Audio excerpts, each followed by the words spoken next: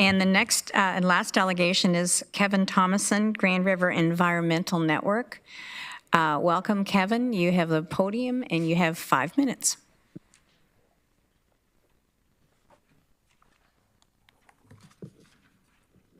Honorable mayors, councillors, and guests, my name is Kevin Thomason, a Wilmot resident and a member of the Fight for Farmland group, determined to find better outcomes for this disaster of a land assembly for a mega industrial site and a company development in Wilmot Township that's contrary to all previous planning.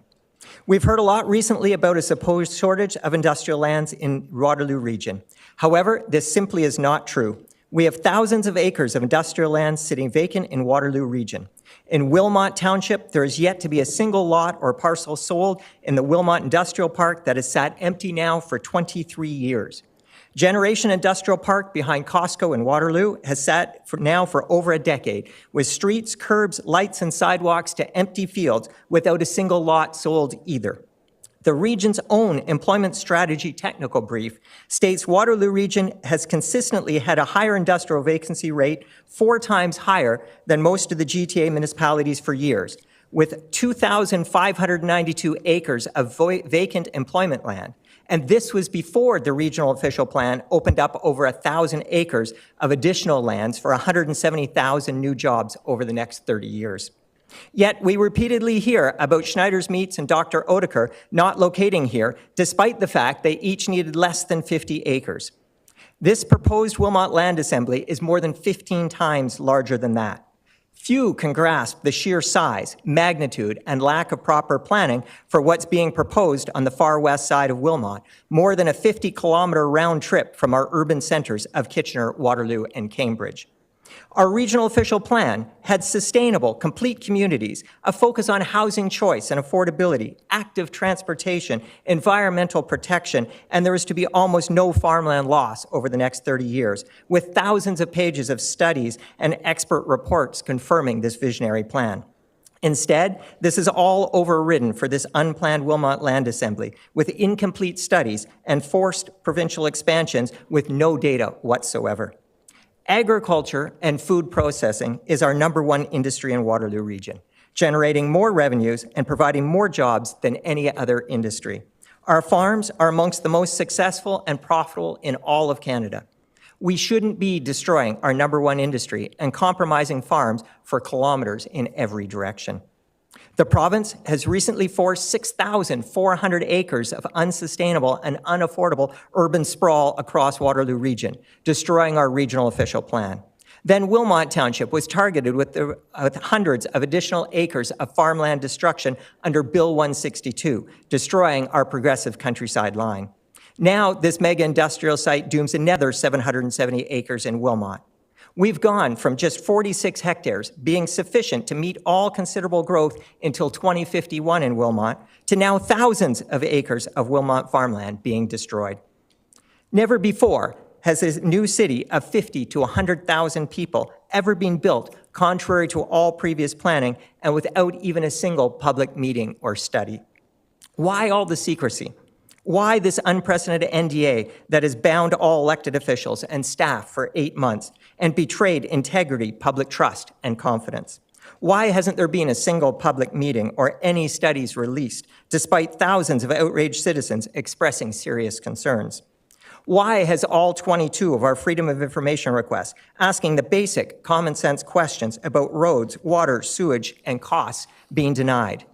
No one's against growth or economic development, but this site meets just 7 of 44 Ontario job site selection criteria, compared to other potential sites in Waterloo region meeting 36 to 40 of 44 criteria.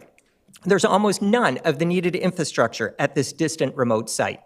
There's a single hydro line, a single highway, and a single rail line already facing capacity issues for GO trains. The site is not flat, as claimed. There's more than 6 stories of elevation change. The site is far from Highway 401 with no easy access to it. And more than 80% of local municipal roads are tar and chip that are not suitable for heavy trucks or large traffic volumes. It's directly adjacent to sensitive primary groundwater recharge areas of the Waterloo Moraine and contains wellhead protection areas, creeks, and streams. How are we still going to meet our Paris Accord climate targets when all this development is so contrary to our regional policies and greenhouse gas reductions needed for our future sustainability? And why haven't any cost estimates for all the required infrastructure for this distant site be released? In conclusion, this bundled Wilmot land assembly fiasco is an embarrassment to our region. It needs to be stopped with proper, transparent public planning processes undertaken for a site that doesn't destroy our irreplaceable farmland and that is congruent with extensive previous planning, our regional official plan, and countryside line.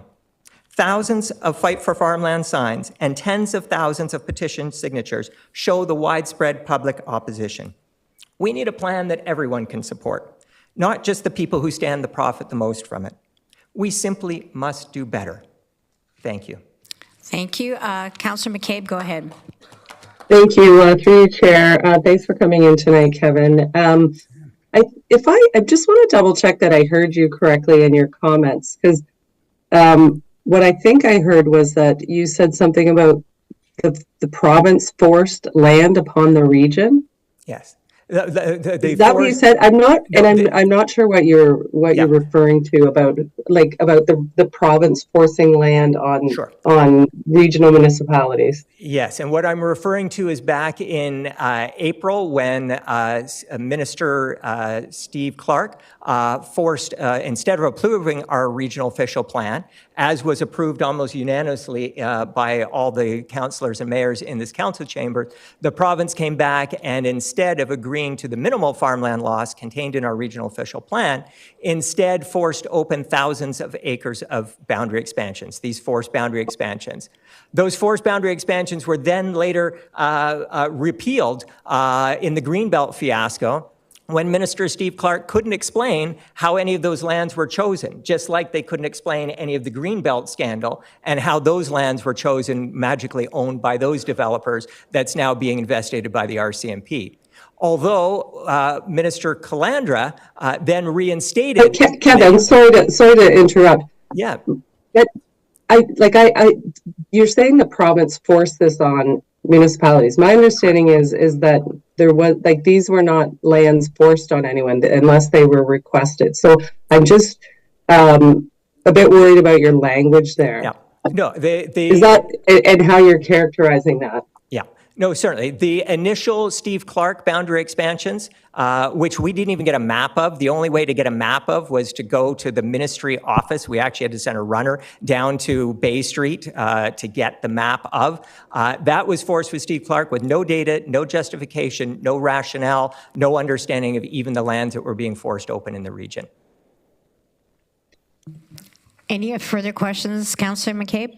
Well, I'm just wondering if it's really fair to characterize it as the province forcing land open, because land had to be requested, was my understanding, it wasn't the province forcing this. It was only if local municipalities requested additional land to be added beyond what was, as you said, the regional official plan that had previously been approved. So I just want to make sure, the record's kind of straight on that. Yeah. If no one requested it, the land wouldn't have been added outside of the countryside line. Under Steve Clark, no one had requested it, and it was our regional official plan that was overridden by the Ministry of Municipal Affairs and Housing, much to the concern and dismay of the region. And then, as I mentioned, we later saw that become embroiled in the Greenbelt scandal. That was undone and then redone by Minister Calandra, who did ask local officials if they wanted those forced expansions re-enabled or not. And it came down to our individual councils here. Some of our councils and mayors brought it before their councils.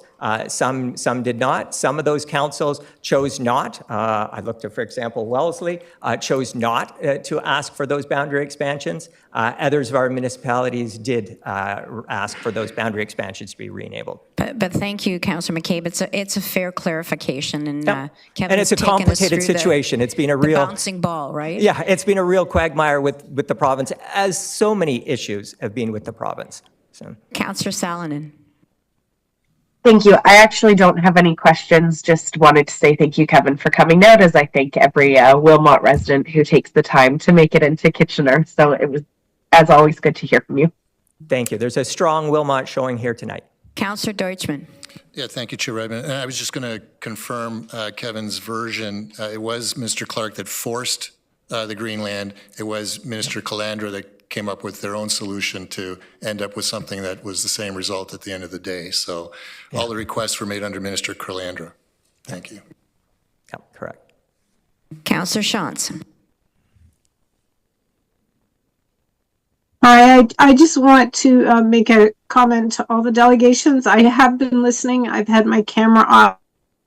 Internet is very unstable, and often I go to turn it on and everything freezes on me. So I just wanted people to know that I have been here and listening. It's always great. It's always great to see your face, Councillor Shantz. Councillor James. Thank you, through you, Chair. Just clarification, make sure I'm hearing this. So there are municipalities who have since asked for more land to be added.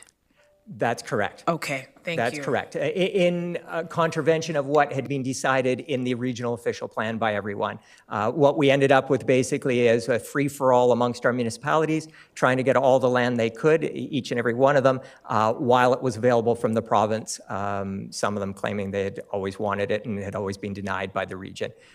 In the past, the region had worked very carefully for modest growth and kind of took a pie and tried to divide it equally amongst everyone. What we saw instead was a free-for-all under Doug Ford where the kids were fighting for everything they could get in the candy store. Okay, thank you very much, Kevin, for clarifying. I was like, did I just hear that correctly? So thanks again. It's been a challenging time for regional planning. Thank you very much, Kevin, for this intervention and all the work you do. Thank you. Hopefully we can find the needed solutions in the months ahead.